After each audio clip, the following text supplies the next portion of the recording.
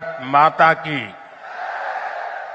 भारत माता की, भारत माता की।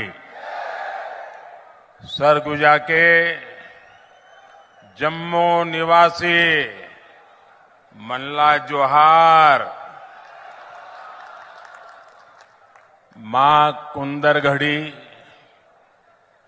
महामाया माई और देवगढ़ महादेव की इस पावन धरती पर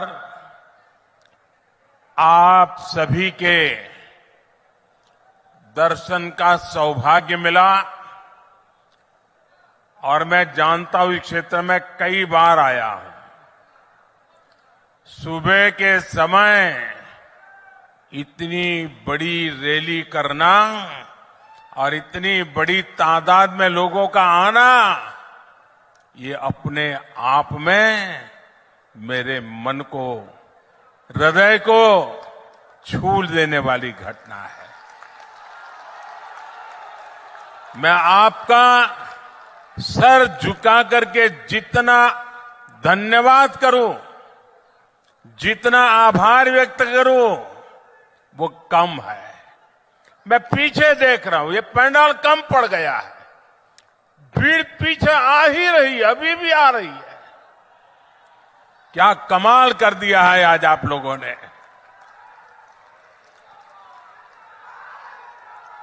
सरगुजा संभाग के दूर सुदूर के क्षेत्रों से आए आप सब हमारे सब साथियों को आशीर्वाद देने आए हैं। हम आपके हृदय से बहुत आभारी हैं। सरगुजा ने दिलीप सिंह जुदेव जी जैसा समर्पित नेतृत्व दिया था।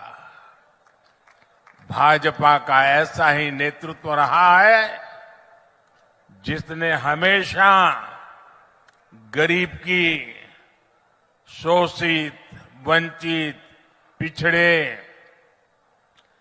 आदिवासी समाज की आकांक्षाओं को समझा है।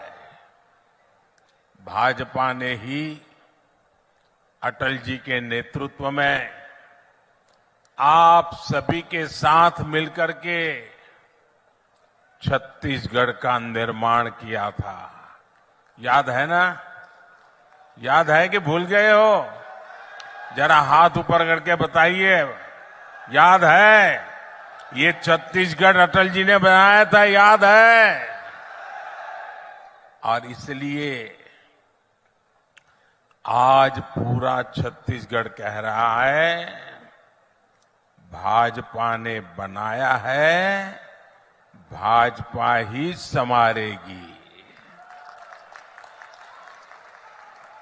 आज हर तरफ एक ही गूंज है, भाजपा आवत है। भाजपा, भाजपा, भाजपा। साथियों, आज छत्तीसगढ़ में पहले चरण का चुनाव भी हो रहा है और अब तक जो मुझे खबर मिली है, बड़े उत्साह उमंग के साथ भारी मतदान हो रहा है। सभी मतदाताओं से मेरी अपील है कि बिना डरे, बिना हिचके मतदान अवश्य करें। ये लोकतंत्र का उत्सव है, हर नागरिक का उत्सव है। ये छत्तीसगढ़ के नए भविष्य के निर्माण का उत्सव है। इसलिए ज्यादा से ज्यादा संख्या में वोट डालकर आपको छत्तीसगढ़ में एक मजबूत सरकार बनानी है। साथियों, भारत में हमारे आदिवासी भाई बहनों की आबादी 9-10 करोड़ के आसपास है। लेकिन आजादी के बाद दशकों तक कांग्रेस के लिए आदिवासियों का कोई वजूद ही नहीं था। उन्हें उनके नसीब पे छोड़ दिया था। कांग्रेस ने कभी आपकी चिंता नहीं की, आपके बच्चों के बारे में नहीं सोचा, जबकि भाजपा ने हमेशा आदिवासी कल्याण को सर्वोच्च प्राथमिकता दी है। क्या कभी आपने भी सोचा था कि आदिवासी परिवार से निकली, गांव जंगलों में पैदा हुई, गरीब घर में पैदा हुई एक आदिवासी बेटी देश की राष्ट्रपति बनेगी? आपको गर्व हो रहा है कि नहीं हो रहा है? हर किसी को गर्व हो रहा है कि नहीं हो रहा है? कांग्रेस ने उन्हें रोकने की, उनके अपमान की इतनी कोशिश की आप कल्पना नहीं कर सकते हैं। लेकिन आदिवासी समाज की बहनों को ये सम्मान भाजपा ने ही दिया है। साथियों, जब केंद्र में कांग्रेस की सरकार थी तो उसे लगता था कि आदिवासियों के लिए पैसे खर्च करना मतलब गड्ढे में पैसे डालना, बर्बाद करना, यही उनकी सोच थी।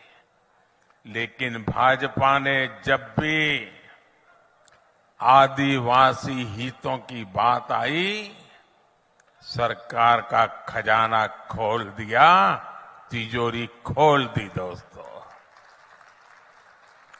भाजपा ने आदिवासी समाज के लिए केंद्र सरकार का बजट, ये याद रखना भाइयों, याद रखोगे? ऐसे नहीं हाथ ऊपर करके बताइए, याद रखोगे? पक्का रखोगे? आपने मुझे जो काम करने का मौका दिया ना, इस सेवा काल है मेरे लिए, तो सत्ता काल नहीं है। मैं सत्ता में विश्वास नहीं करता, मैं तो सेवा करने के लिए ही पैदा हुआ हूं और आपने मुझे सेवा का ही काम दिया है। आदिवासी समाज के लिए केंद्र सरकार का बजट 5 गुना बढ़ा दिया, 5 गुना।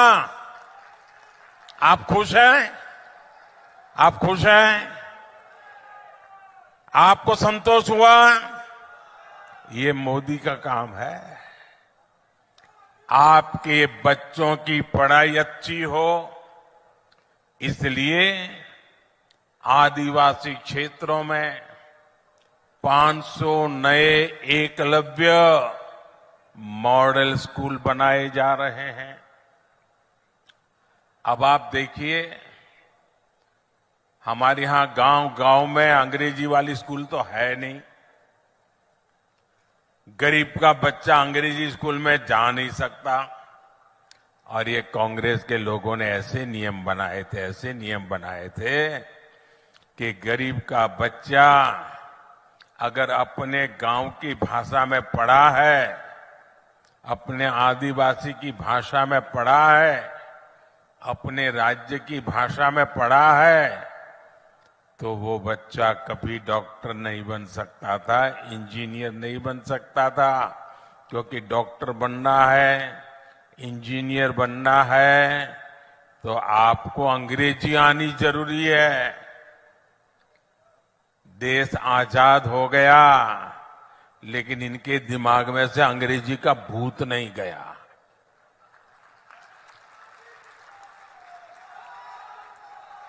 मुझे बताइए भाई, आप किसी डॉक्टर के पास जाते हो, आपके पेट में दर्द हो रहा है, सर पे दर्द हो रहा है, सीने में दर्द हो रहा है, पांव में दर्द हो रहा है, तो क्या डॉक्टर आपको अंग्रेजी में पूछता है क्या? आपकी भाषा में पूछता है कि नहीं पूछता है? आप अपनी भाषा में बताते हैं तो वो समझता कि नहीं समझता है? तो फिर डॉक्टर बनने के लिए अंग्रेजी जरूरी है क्या? इंजीनियर बनने के लिए अंग्रेजी जरूरी है क्या? ये मोदी है जिसको आपकी तकलीफ का